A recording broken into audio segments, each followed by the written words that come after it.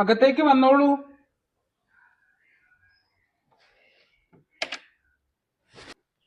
ആ, നിത്യയായിരുന്നോ? ഞാൻ വിചാരിച്ചു കല്ലു ആയിരിക്കുമെന്ന്. എന്താ വേണ്ടത്? സാർ, മോളുറങ്ങി.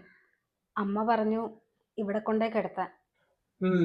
ദാ ആ ബെഡിലോട്ട് കിടത്തിക്കോളൂ.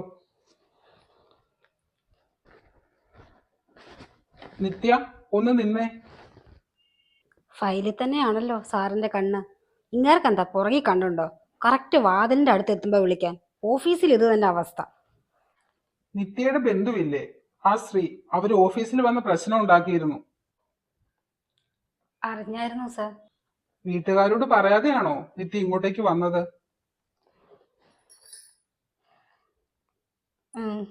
എനിക്ക് മൂളുന്നത് ഇഷ്ടമല്ല. അതെ സാർ, വീട്ടിൽ പറയാതെയാ പോകുന്നത്. അത് നല്ലൊരു കാര്യമല്ലല്ലോ നിത്യ.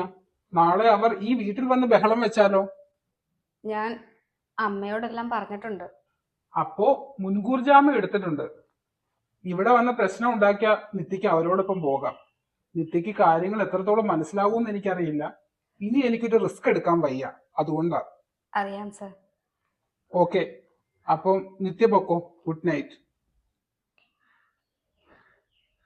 സാർ, ഒരു കാര്യം ചോദിച്ചോട്ടെ? ഇയാൾക്ക് മൂളാവോ? പക്ഷെ നമുക്ക് മൂളാൻ പാടില്ലല്ലേ? എന്തുവാ ഇത്? സാർ, അത് ഞാൻ കറക്റ്റ് ഈ വാതിലിന്റെ അടുത്ത് വരുമ്പം സാർ എങ്ങനെ അറിയുന്നേ? അത് വളരെ സിമ്പിൾ ആണ് നിത്യ. താൻ വാതിക്കൽ എത്തുമ്പോ എപ്പോഴും ഒരു ദീർഘനിശ്വാസം എടുക്കാറുണ്ട്, രക്ഷപ്പെട്ടല്ലോ എന്ന ചിന്തയിൽ. ചിലപ്പോഴത് അറിയാതെ ഉള്ളിൽ നിന്ന് വരുന്നതായിരിക്കും. സരസ്വതി അമ്മേ, ആ നിത്യ ഇവിടെ നിർത്തുന്നതിൽ എനിക്കത്ര അഭിപ്രായമൊന്നും ഇല്ലാട്ടോ. ചെറിയ കുട്ടിയല്ലേ, ആളുകൾ അതും ഇതൊക്കെ പറയും. ആളുകൾ പറയുന്നതൊന്നും ഞാൻ മുഖവിലക്ക് എടുക്കാറില്ല. ഇനി ബാനുവിന് എന്തെങ്കിലും പ്രശ്നമുണ്ടോ? എനിക്കെന്ത് പ്രശ്നം? എനിക്കൊരു പ്രശ്നവും ഇല്ല. അല്ല, അവളുടെ വീട്ടിൽ ആരൊക്കെ ഉണ്ട്? എന്റെ അകന്ന ഒരു ബന്ധുവിന്റെ ഒരു മോനുണ്ട്, കല്യാണം ആലോചിക്കാനാ. ഇപ്പൊ തന്നെ ആലോചിക്കണോ ഭാനുവടത്തി? നീ ഒരു കൊച്ചു പെൺകുട്ടിയല്ലേ, നല്ല പ്രായത്തിൽ കല്യാണം കഴിച്ചോട്ടെന്ന് വിചാരിച്ചു ഞാൻ. നിന്റെ അഡ്രസ്സിങ് എടുത്തേ, ഞാനൊന്ന് ചെന്ന് അന്വേഷിച്ചു നോക്കട്ടെ.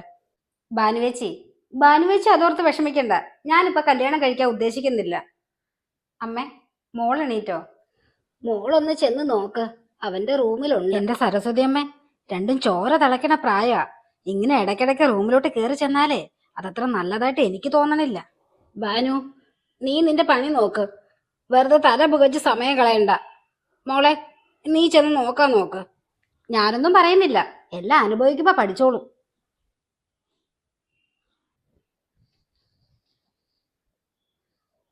നിങ്ങൾ എന്തൊക്കെ പറഞ്ഞാലും ശരി, നിത്യയെ കാണാതെ ഞാൻ ഈ വീട്ടിൽ നിന്ന് ഇറങ്ങി പോകത്തില്ല. എന്നെ നിങ്ങൾക്ക് ശരിക്കും അറിഞ്ഞുകൂടാ. ഞാൻ ആരാണെന്നറിയാം നിങ്ങൾക്ക്? ആരാ കിടന്ന് ബഹളം വെക്കുന്നത്? ദൈവമേ, ചെറിയമ്മ. ചെറിയമ്മ എന്താ ഇവിടെ? ഇവരെങ്ങനെ ഇവിടെ എത്തി? ഇവരെന്നെ ഒരു സ്ഥലത്തും ജീവിക്കാൻ സമ്മതിക്കത്തില്ലല്ലോ. ദൈവമേ, ഞാൻ കാരണം ഇവരുടെ സമാധാനം കൂടെ പോയല്ലോ. മാധവ് സാറ് പറഞ്ഞതുപോലെ ഇനി എനിക്കിവിടെ പിടിച്ചു നിൽക്കാൻ കഴിയില്ല. ഇവിടുന്ന് എന്നേക്കുമായി ഇറങ്ങിക്കൊടുക്കേണ്ടി വരും. ഞാൻ കാരണം ഇവിടെ ഉള്ളവർ ഒരിക്കലും ബുദ്ധിമുട്ടുണ്ടാകാൻ പാടില്ല. പോയേ പറ്റത്തുള്ളൂ.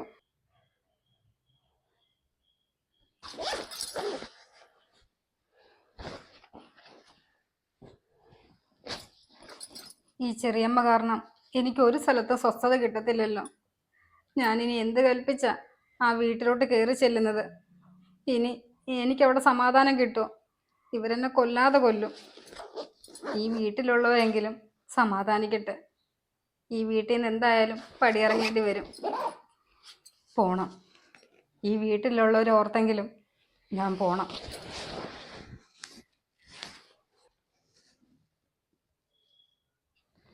നീ എങ്ങോട്ടാ മോളെ പോകുന്നത്? അവൾ എങ്ങോട്ടാണെന്നോ? അവൾ എന്റെ കൂടെ വീട്ടിലേക്ക് വരാൻ പോവാ. നിങ്ങൾ ആവശ്യമില്ലാതെ തടയാൻ നോക്കുവാണോ? എന്റെ നിത്യ, നീ ഇവരുടെ വാക്ക് കേട്ട് നിക്കല്ലേ, നിന്നെ ഇവര് ചതിക്കും. മോള് ഈ സ്ത്രീയുടെ കൂടെ പോവാണോ? പോണം അമ്മേ. ഞാൻ കാരണം ഈ വീട്ടിലുള്ളവര് ബുദ്ധിമുട്ടണ കാണാൻ എനിക്ക് വയ്യ. നീ ഇങ്ങോട്ട് ഇറങ്ങി വാ നിത്യ. എന്ത് നോക്കി നിൽക്കുവാ ഇനി? ഇവരോടൊന്നും പറയേണ്ട ഒരു ആവശ്യം പോലും ഇല്ല. ഇവർക്കേ അത്ര മാന്യത ഉള്ളതായിട്ട് എനിക്ക് തോന്നണില്ല. ചെറിയമ്മേ, മാന്യത ഉള്ളവരെയും ഇല്ലാത്തവരെയും കണ്ട തിരിച്ചറിയാനുള്ള പ്രായമൊക്കെ എനിക്കായി. ചെറിയമ്മ അതെനിക്കിനി പറഞ്ഞു തരേണ്ട ആവശ്യമില്ല. എടീ, നീ വീട്ടിലോട്ട് വാ, നിന്നെ ഞാൻ ശരിയാക്കി തരാം. മോള് ഇവരുടെ കൂടെ പോകാൻ തന്നെ തീരുമാനിച്ചോ? ഞാൻ പോകും അമ്മ. ഇല്ലെങ്കിൽ നിങ്ങൾക്കൊരിക്കലും സമാധാനം കിട്ടില്ല. അങ്ങനെ പെട്ടെന്നങ്ങ് ഇറങ്ങി പോകാൻ പറ്റുമോ? ദേ, ഈ നിൽക്കുന്ന സ്ത്രീ എന്തൊക്കെ അനാവശ്യങ്ങളെ വിളിച്ചു പറഞ്ഞത്. പിന്നെ ഇവൾ നിങ്ങളുടെ കൊച്ചിനെ നോക്കി ജീവിക്കണം എന്നാണോ? നാളെ ഇവൾക്കൊരു കല്യാണം കഴിക്കേണ്ടതാ. നിങ്ങൾക്കെന്താ ഇവള് പോയാ വേറൊന്ന്. ചെറിയമ്മ, ഒന്നും മിണ്ടാതിരിക്കുന്നുണ്ടോ? നീ എന്തിനാടി കിടന്ന് തിളയ്ക്കുന്നത്? നിന്റെ മനസ്സിലിരിപ്പ് അത് തന്നെയാണോ? നീ കൊച്ചിനെ നോക്കാൻ തന്നെയാണോ ഇങ്ങോട്ടേക്ക് വന്നത്? ഇനി ഒരക്ഷരം മിണ്ടിയ നിങ്ങളുടെ പേരിൽ ഞാൻ പോലീസ് സ്റ്റേഷനിൽ കംപ്ലൈന്റ് കൊടുക്കും. നിങ്ങളെ പേടിച്ചിട്ടല്ല ഞാൻ നിങ്ങളുടെ കൂടെ വരുന്നത്. ഇവർക്കാർക്കും ബുദ്ധിമുട്ടുണ്ടാകാതിരിക്കാൻ വേണ്ടിയിട്ട്. നീ ഇങ്ങനെ ഈ സ്ത്രീയോട് നേരത്തെ പറഞ്ഞിരുന്നെങ്കിൽ ഇവർ ഇത്രയും നിഗളിക്കില്ലായിരുന്നു. നിത്യ, നിനക്ക് ഇവരോടൊപ്പം പോകാൻ താല്പര്യമുണ്ടോ? ഞാൻ കാരണം ഇവിടെ ആർക്കും ബുദ്ധിമുട്ടുണ്ടാവരുത് സർ. അതല്ല നിത്യ എന്റെ ചോദ്യം. എനിക്ക് പോണ്ട സർ. ഞാൻ ഇവരുടെ കൂടെ പോയാ ഇവരെന്നെ കൊല്ലാതെ കൊല്ലും. മോളെ, നീ നീ എങ്ങോട്ടും പോണ്ട. നിങ്ങൾക്കേ അങ്ങനെ പറയാം. നാളെ ഇവൾക്കൊരു പേരുദോഷം വന്നാലേ നിങ്ങൾ സമാധാനം പറയോ? എന്റെ വീട്ടിൽ നിൽക്കുന്നത് കൊണ്ട് എന്റെ മകൻ കാരണം നിത്യക്കൊരു പേരുദോഷം വന്ന ഇവൾക്ക് സമ്മതമാണെങ്കിൽ എന്റെ മകൻ മാധവ് ഇവളുടെ കഴുത്തിൽ താലി ചാർത്തും. ഇത് ഈ ശ്രീനിലയത്തിൽ സരസ്വതിയുടെ വാക്കാണ്.